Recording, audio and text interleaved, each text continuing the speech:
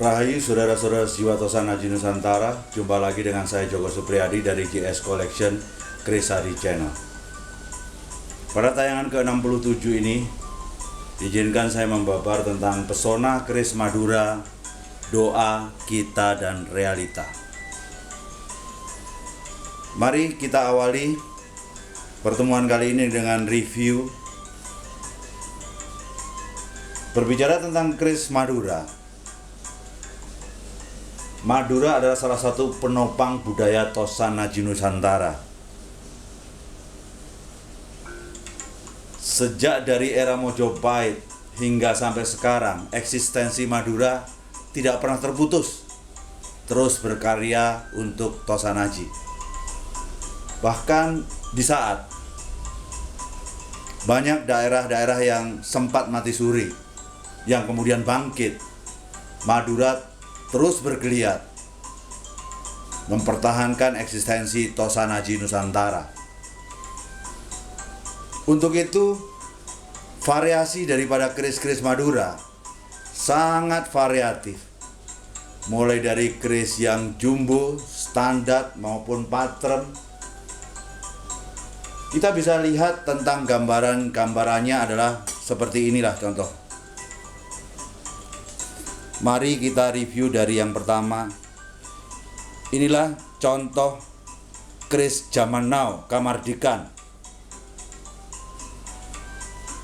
Pamoron Genduru atau bulu ayam Madura. Dengan berbagai macam variasi, inilah pamor tangguh Madura era Mataram. Kita lihat pamornya adek, di bawahnya banyak orang mengatakan Linggayoni. Kombinasi antara adek dan Linggayoni, dapur brojol.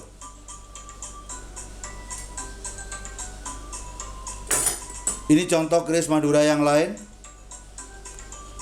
Madura era Mataram. Pamornya begitu penuh dan tebal pamornya, seolah-olah dia sangat royal, tidak pelit oleh pamor.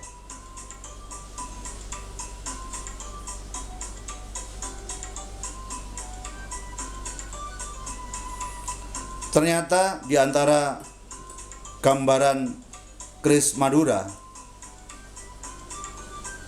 ada suatu keris Madura yang sedikit bisa dibilang lebih anggun, garapnya lebih halus, dan gerenengnya pun juga memiliki sesuatu ciri yang khas agak sedikit berbeda, namun secara ciri dasar tidak lepas dari ciri umum Madura. Ini orang menamai Tangguh Sumenep Dalem, Keraton Sumenep Dalem. Setelah dari Kamardikan ke Mataram, ada lagi juga Madura era Mataram. Namun kali ini yang sedikit membedakan, dia punya pamor yang sedikit agak redup, dengan sedikit ada suatu perbedaan di sana sini. Namun ciri umum tetap Madura. Ini adalah Madura Bangkalan. Begitu kita memasuki kepada sesuatu pusaka yang jauh lebih ringan, namun banyak akodiatnya, besi nampak kering.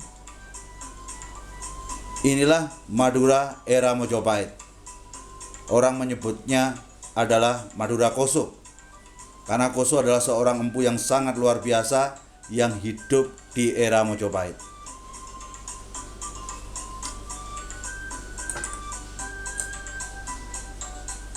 Inilah gambaran empu Koso yang lain,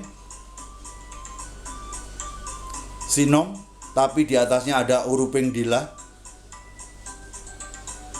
Namun Sinom yang pada gandeknya ada sedikit kinatahnya. Inilah yang sedikit agak menarik untuk keris Madura. Dia tidak terlalu banyak ornamen kinata, seolah-olah ingin menunjukkan bahwa tanpa harus banyak kinata, yang hebat itu tetap akan hebat. Jadi dia ingin menunjukkan originalitas seni tempa antara besi, baja, dan pamor.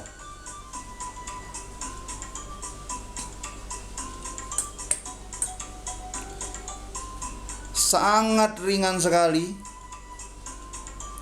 sama karakteristik besinya tadi. Ini yang menjadi andalan teman-teman di Madura adalah pamor melati Rinonce.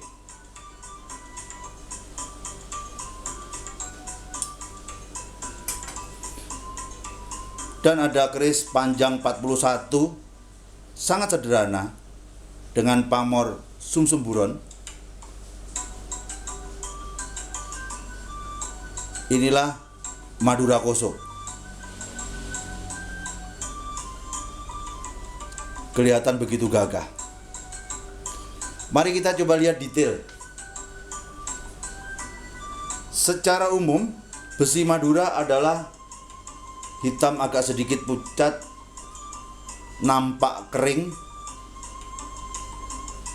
dan pamor kelihatan nyekrak. Pamornya tebal dan berlapis-lapis di sana sini.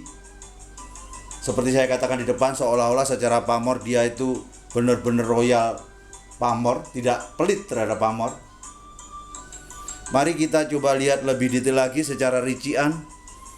Rata-rata umumnya keris Madura adalah gonjonya tidak terlalu panjang, agak pendek. Untuk bilah 41, panjang gonjo yang segini terbilang cukup pendek.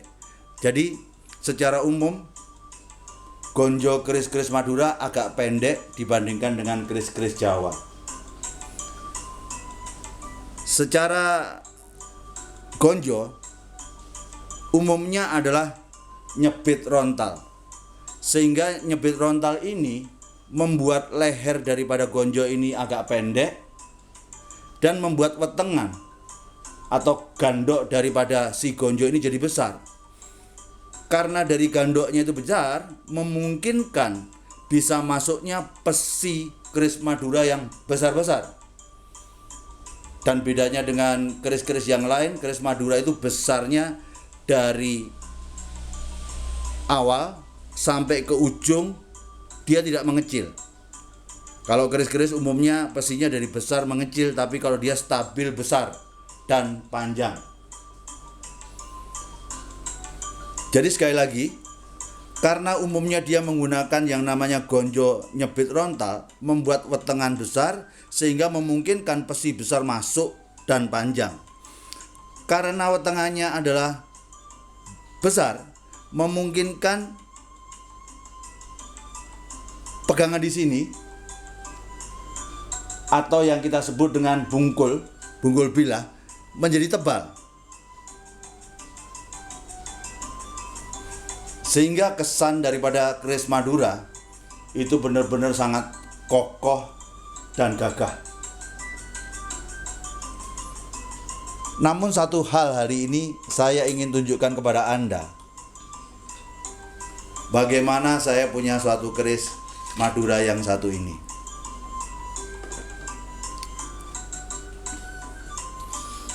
Sekilas Anda melihat kalau dari sisi besinya seolah-olah adalah besi Tuban Mojopahit, hitam kehijauan.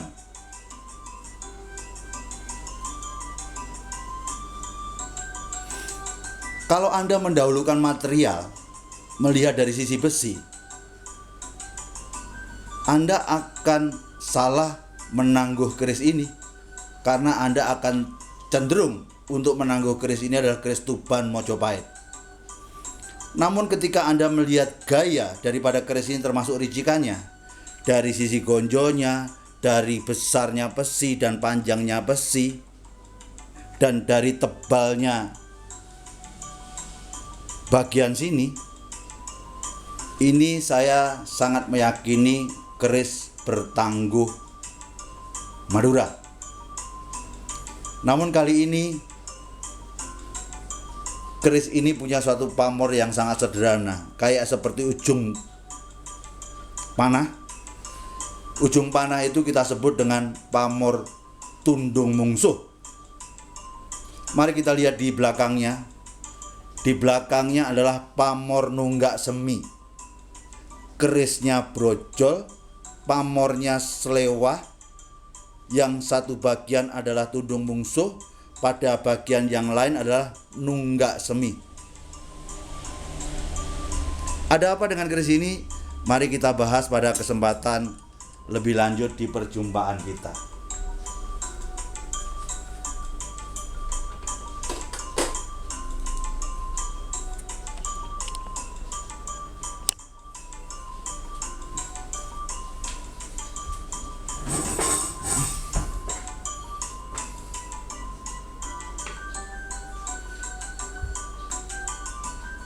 Rahayu. Mari sejenak kita awali dalam perjumpaan ini dengan berdoa. Semoga senantiasa yang terindah dan yang terbaik terlimpah untuk kita semua. Hari ini saya benar-benar merasa harus membawakan pesona keris Madura, karena kita sudah di episode 67. Saya merasa belum pernah membahas keris Madura, padahal keris Madura saya banyak sekali. Makanya kalau Anda berkenan memasuki ke web kita www.jscollectionkrishadi.com, di situ nanti tinggal di pencarian ketik Madura, Anda search, keluar semua keris Madura saya. Jadi kalau material tentang yang kita review keris Madura sangat banyak sekali, karena saya adalah salah satu pengagum keris Madura. Bagi saya, Madura adalah sebagai salah satu penopang Tosanaji Nusantara. Sudah saya sampaikan di atas. Bahkan UNESCO pada tahun 2012 mencatat ada 524 empu di Sumeneb. Makanya di tempat itu dinobatkan sebagai tempat terbanyak empu se-Asia Tenggara. Dan kemudian disempurnakan oleh Pemkab Sumeneb tahun 2013 mencatat tidak kurang 648 orang empu keris. Dan sekarang konon dari info yang saya dapatkan dari teman-teman Madura, sekitar 800-an empu di Sumeneb. Makanya nggak heran ketika Sumeneb mengeklaim diri dia sebagai kota keris. Dan lebih daripada itu, Aing Tong Tong, sebuah desa kecil, juga tidak mau kalah untuk mengeklaim Sumenebnya kota keris, dia desa keris. Karena di Aing Tong Tong itu, kalau Anda masuk ke desa itu, semuanya adalah orang berusaha dalam bidang Tosanaji. Makanya saya katakan bahwa Madura adalah salah penopang Tosanaji Nusantara. Bagaimana tidak, kita pernah mati suri, keris sempat tidak berkembang, tapi di Madura senantiasa eksis. Bayangkan, ketika 800 empu sehari membuat satu biji saja, terproduksi 800 keris di tengah minimnya orang yang tertarik dengan keris tapi mulai bertumbuh kali ini. Tentunya sebenarnya jumlah itu terbilang cukup banyak karena sifatnya harian. Baik, mari kita kembali lagi kepada topik utama kita. Jadi kalau ini keris brojol,